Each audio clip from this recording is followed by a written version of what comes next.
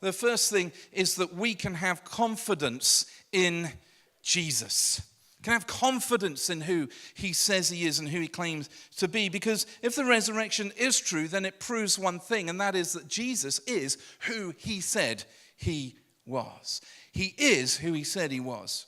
Who did he claim to be? He claimed to be God. And if the resurrection is true, then, well, it could be a big if for us. You see, lots of people have claimed to be God. Lots of people have had God complexes. Lots of people think they're God in the way they behave. But you have to back that up with something else. You see, Jesus' claim to be God is found in the resurrection. Those verses that we read at the beginning of the message says that Jesus himself even said that it's been said that the Son of Man must come and die and then 3 days later be raised to life.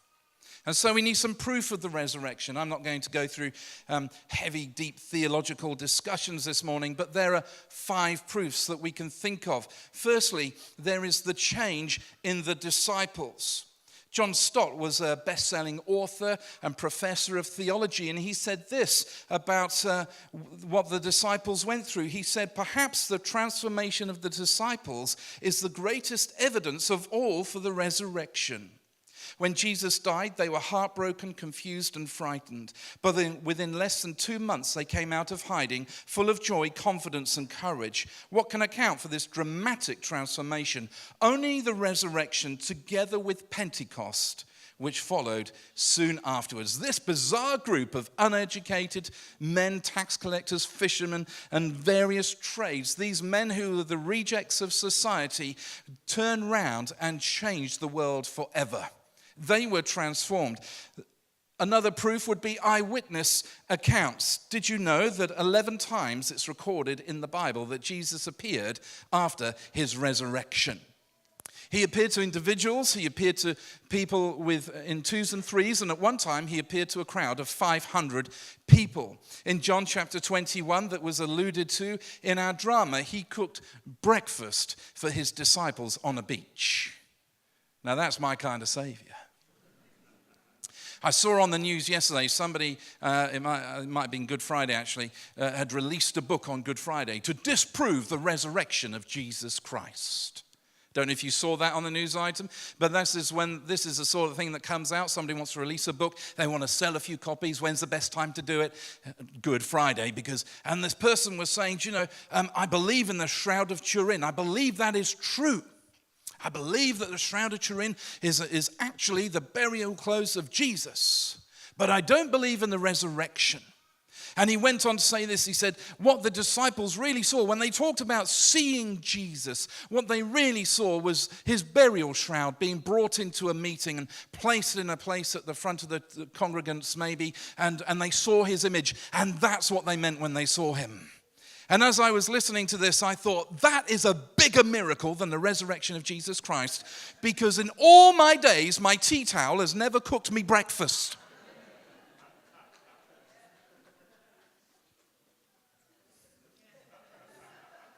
Isn't that the right? Eyewitness accounts. When the biblical accounts were being written, most people that would have heard these accounts were still alive and could have stood up and said, that's not true. They could have questioned it. Some people would say they just had hallucinations. Well, if Jesus just appeared to one person, we could put that down to hallucinogens. We could put that down to something that was maybe induced by herbal tea or something else slightly stronger. We might be able to claim that. But even in the 60s, when all that kind of atmosphere pervaded culture for the first time and drug taking became the norm, you cannot have the same hallucination in a group of people, even if they take the same drug. It doesn't happen that way. This was no hallucination. The disciples were changed because of the resurrection. And then we can think of modern day accounts. We've already talked about the change that would happen in the lives of the disciples. But even in this room, there are hundreds of stories of the change that Jesus has brought into our lives because he's risen. Each of us has a story to tell. Each of us has an experience. Each of us can say, if we've asked Jesus into our life, my life was like this, but now it's changed and I am like that. Because life around me might still be difficult, but I am changed because I've met with the resurrected Jesus Christ. This is powerful stuff. Never negate the power of your story, of your testimony, of being able to say to people over this Easter period, why do you believe? Because I was lost, but now I'm found. I was blind, but now I see. I am a changed person because of Jesus. And I am not changed by social conditioning. I'm not changed by brainwashing. I'm not changed by something that has been done to me, but I'm changed by someone who is inside of me, who has raised to life, and that is Jesus. We have another proof. The Roman and Jewish leaders couldn't disprove the empty tomb. Now, they tried. They desperately wanted to. They propagated the lie that Jesus' body had been stolen. But if they wanted to disprove the resurrection, they had to do one simple thing: produce the body. Bring the body.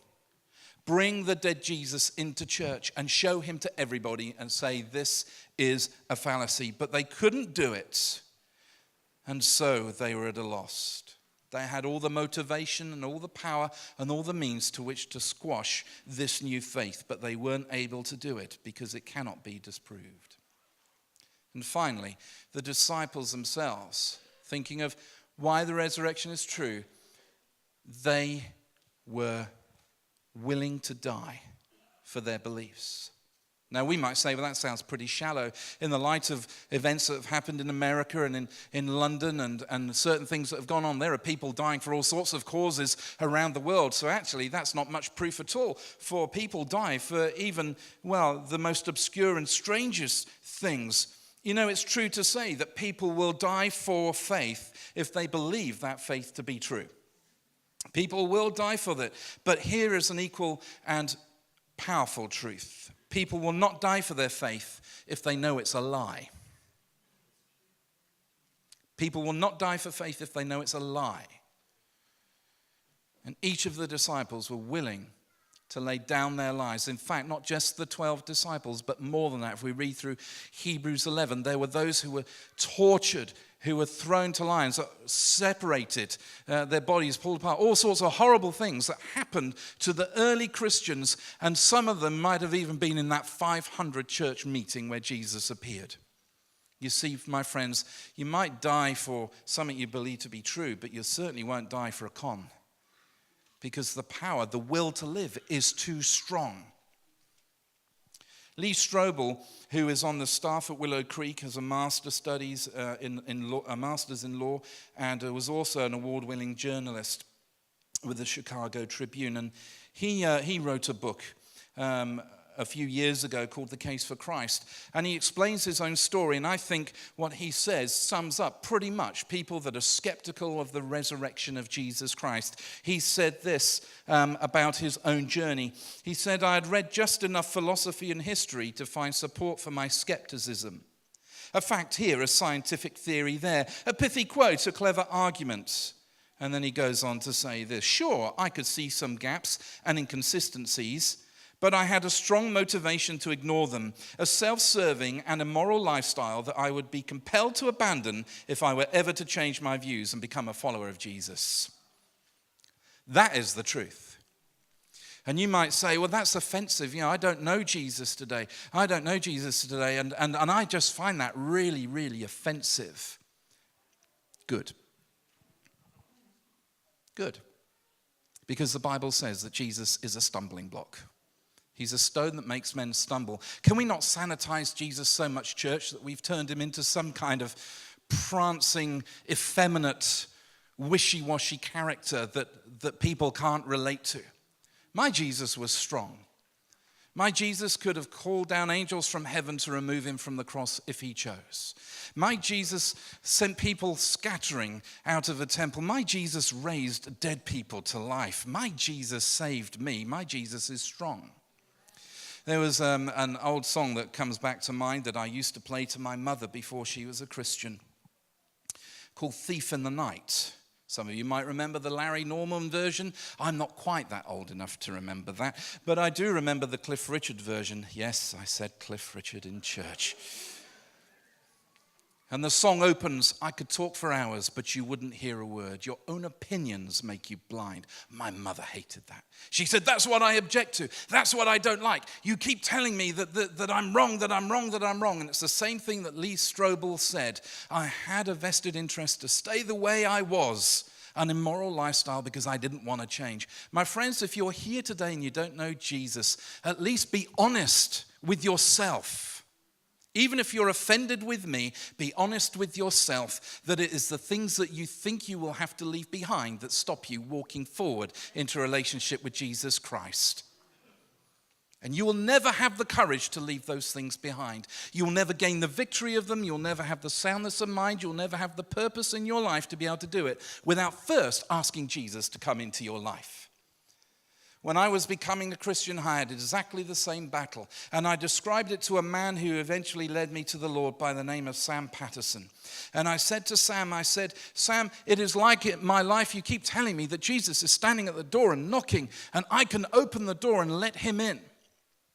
But Sam, it's like there's a barn door. It's like, as I look at it, it's like this old door, and across the door, there's like this beam sitting in place, and I can't move it. I'm trying to move it, but I can't move it because actually, I really, my life is a bit of a mess, but it's my mess. Does that make sense? It's my mess, Sam. I don't want to do this. And he said, well, then what you need to do, and this makes no theological sense at all. He said, ask Jesus to come in, to lift the beam for you, and then you can open the door and invite him in. Now, that makes no sense. And I've read books on theology in the last 32 years. I can tell you that makes no sense. So I went home and I did it. And I knelt beside my bed because I thought that's how you prayed. You had to kneel.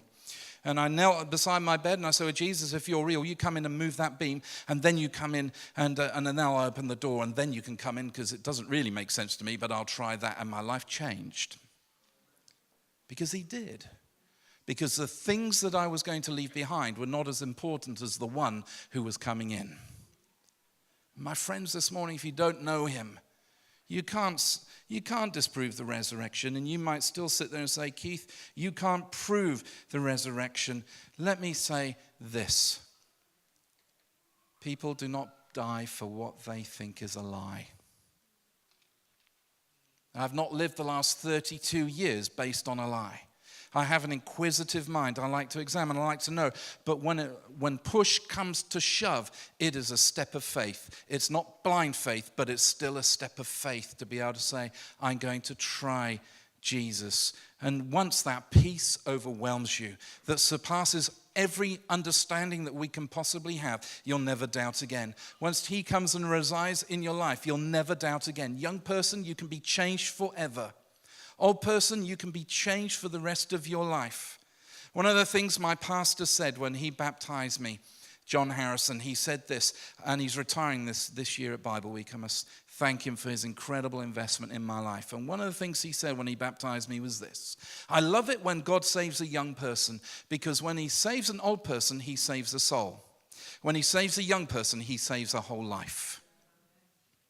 My friends, do not carry on the way we are, but let him in. The second thing, and I'm not preaching from my notes so much now, you'll be glad to know.